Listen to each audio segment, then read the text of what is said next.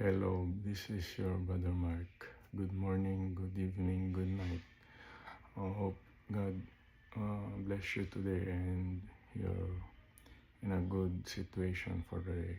If anyone who will watch this video, you will healed by His power. And we have a Bible study for today about God's Word. But before that, we need to pray. Father God, bless me and bless those who are watching this video for today, so that Bible study for today, so that they will be blessed and be understand your words that I will be preached for today and shared for them.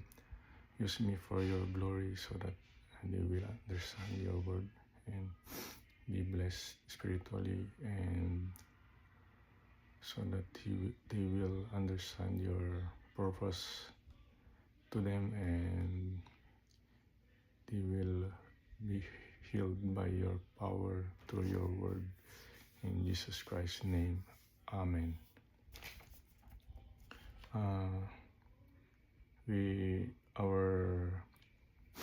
Our lecture for today is about God's law or God's word. Let's open our Bible in the book of Proverbs, chapter 28.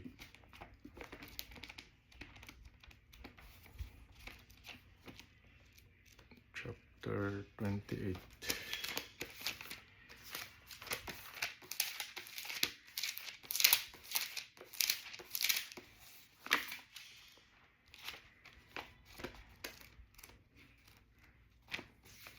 Chapter 28, verse 9. Proverbs 28, chapter 9, English version. He that turned away his ear from hearing the law, even his prayer shall be abomination. Amen. If you turned away your ear from hearing the law of God, your prayer shall be abomination. That's why even you pray, and you didn't receive the prayer because you didn't listen to the words of God, and you didn't listen to His words, to His law, to His commandments, to love one another. But the most important is to love God and serve God. In Tagalog version, Proverbs 28, verse 9, siyang naglalayo ng kanyang pakinig sa pakikinig ng kautusan, maging ang kanyang dalangin ay karumal-dumal. Tama, kasi pag ikaw ay hindi nakikinig sa law ng Panginoon, o yun nga, yung binigay ng Diyos kay Moses na law, na mahalin ang kapwa ng gaya ng sarili at mahalin ang Diyos at maglingkod sa Diyos. Pag hindi mo pinapakinggan yun, yung salita niya, ay kahit anong pray mo, hindi niya didinggin kasi disobey mo ang word niya. Kunwari, bawal ang magnakaw, nagnanakaw ka pa rin. Bawal magsinungaling, nagsisinungaling ka. Sinabi niya magsimba ka, pero hindi ka nagsimba. Bawal magsamba sa Diyos-Diyusan o kaya mga rebulto, kaya ibang Diyos maliban sa Diyos. Pero nagsasamba ka pa rin, lumuluhod ka pa rin sa mga Diyos-Diyusan. Yun, ganun. Kahit anong panalangin mo sa Diyos, kung sumasamba ka sa Diyos-Diyusan, o kaya hindi disobey mo ang kanyang word, utos sa'yo, ay wala, hindi ka magsasucess. Yun po ang topic ngayon. Tsaka, let's move to Deuteronomy 28 verse 1 to 2.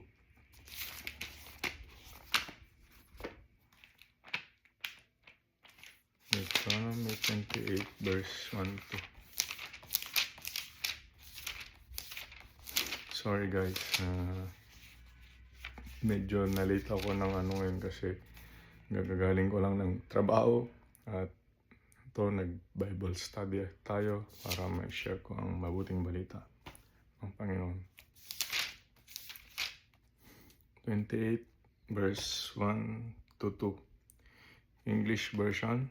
And it shall come to pass, if you shall hearken diligently unto the voice of the Lord your God, to observe and to do all his commandments, which I command you this day, that the Lord your God will set you on high above all nations of the earth.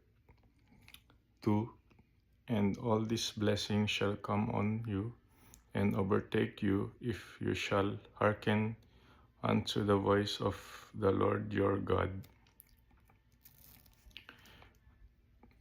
Yes, if you listen to the word of God and watch diligently, you will be prosper, and God will bless you more than you expect. For example, as God in a human side, if you obey your parents or your boss in your work, they will like you, and then they grant you for your work, for your goodness. They will give you additional money or additional vacation, or they give you award like, wow, like that. Much award. Same like with God. If you obey God, the God of Abraham, he is Jesus Christ in a human flesh, but he is Yahweh. He became as a human being as Jesus Christ our Lord. Yeah, if you obey him and believe in him, you will be saved.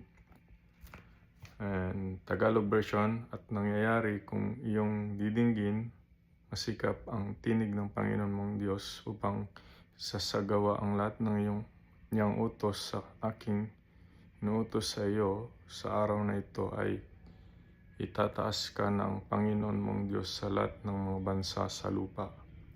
2. At ang lahat ng pagpapalang ito ay darating sa iyo at aabot sa iyo kung iyong didinggin ang tinig ng Panginoong mong Diyos.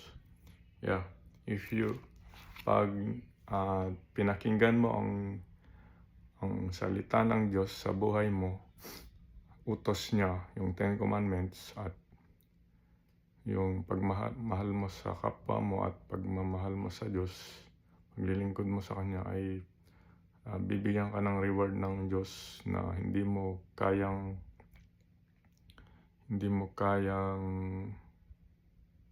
may paliwanag.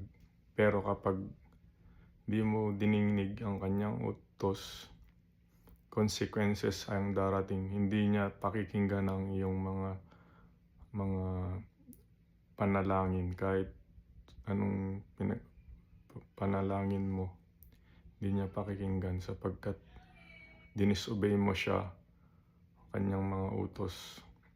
Shalom. And the last verse is Isaiah 2 verse 3.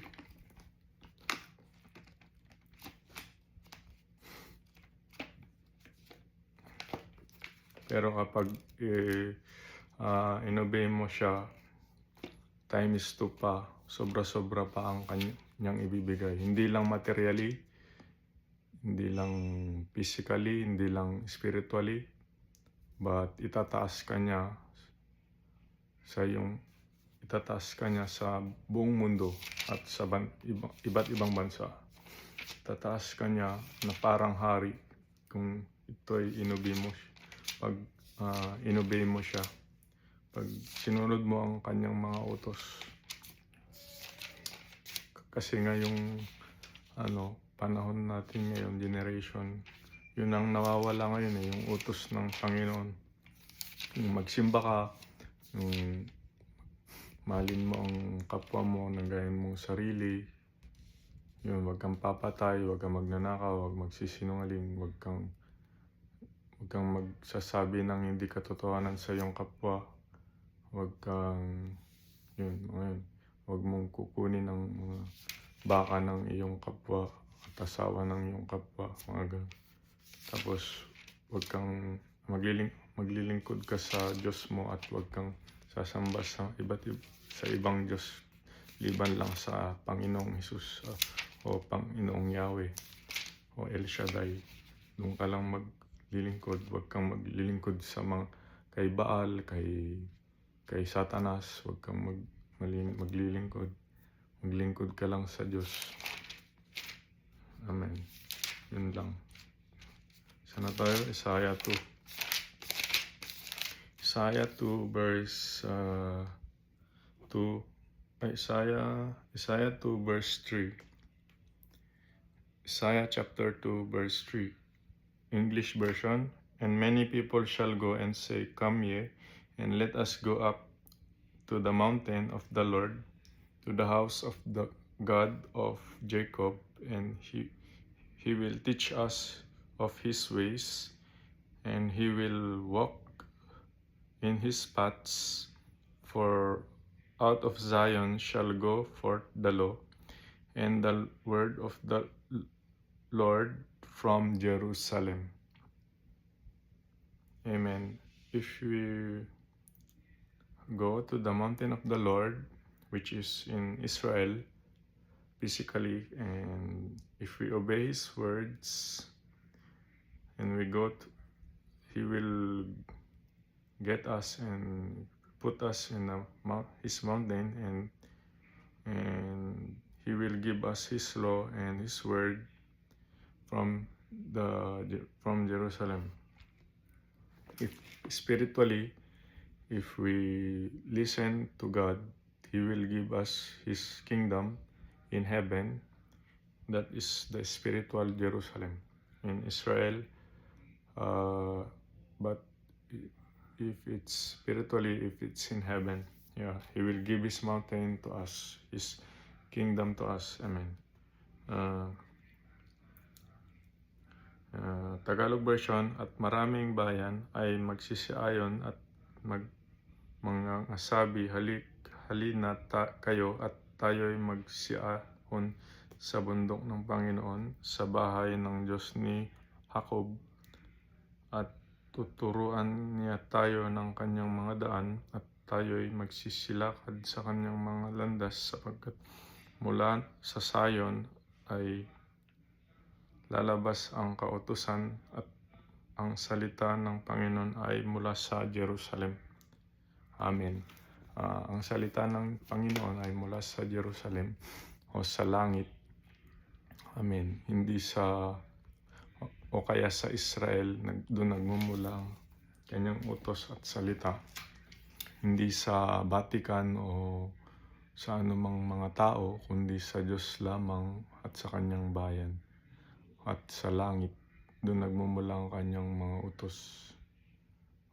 Kaya dito sinulat yung salita niya dito sa Bible, kasi itong salita niya ay sagrado, nagmumula to sa langit. God bless and everyone. Hopefully you understand. Sana po ay maintindihan nyo ang salita ng Diyos. Panubayan po kayo ng ating Panginoong Hesus, na siyang Diyos na si Yahweh, o siya ang El Shaddai, Panginoon ni Abraham, Moses, Jacob, at ni lahat ng mga propeta sa Bibliang ito. God bless and shalom. Keep serving God of Israel and you will be saved. Jesus, he is coming soon. Prepare your spirit and soul. Prepare your physical body and prepare yourself serving God, and hopefully you are okay. And uh, if you have a problem, may I pray you today. If you have a sick, Father God, all the all are are listening to this video that have sickness, please heal them and guide them by your words, your Torah, your words in the Bible. Magpakilala ko po sa kanila para ikaw po ay makilala nila, sapagkat sila'y naliligaw at di nila alam ang kanilang ginagawa. Salamat po sa pangalan mo ng Panginoong Diyos, El Elyon, El Shaddai, sa pangalan ni Jesus Kristo, ang Mesaya at ang Panginoong tagapagligtas at Diyos ng Israel. Amen. God bless. Bye. But shut up. Bye. And our Bible study is finished, but I have a special shout out for today. Special shout out to all of my Facebook subscribers or Facebook friends, and special shout out to all of my subscribers in my YouTube channel. Special shout out to SR Family Vlogs, JCS Coin Collectibles, Alopleda 6967, KD35 Vlog, Money Collector, Lakbay ni Kikay, Dong Pasyo Vlogs, and to my wife, Sailani Kawili Gamayon, Nora Sivet, Man Plus River, Jason Kauyaw, Sangkay Janjan. Special shout out to Pastor Ian Akda, Dekada TV, John Christopher Robles, Trax NYC Diamond and Jewelry, and special shout out to Boss Toyo. God bless. Bye.